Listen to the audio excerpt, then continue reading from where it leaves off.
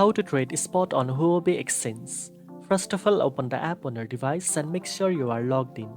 From the dashboard, tap on Trade at the bottom menu and select Spot to access the spot trading platform. Next, choose the trading pair you want to trade, such as Bitcoin or USDT, Ethereum or USDT, or any other available cryptocurrency pair. You will see the market price chart, order book, and trade history for the selected pair. To place a trade, select either buy or sell.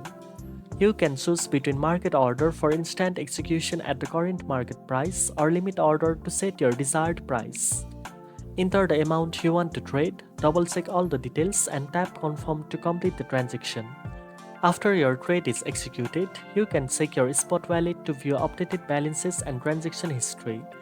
Make sure to review your open orders and manage your portfolio effectively to optimize your trading strategy.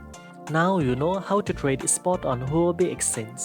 If you found this video helpful, don't forget to like, share and subscribe for more crypto tips.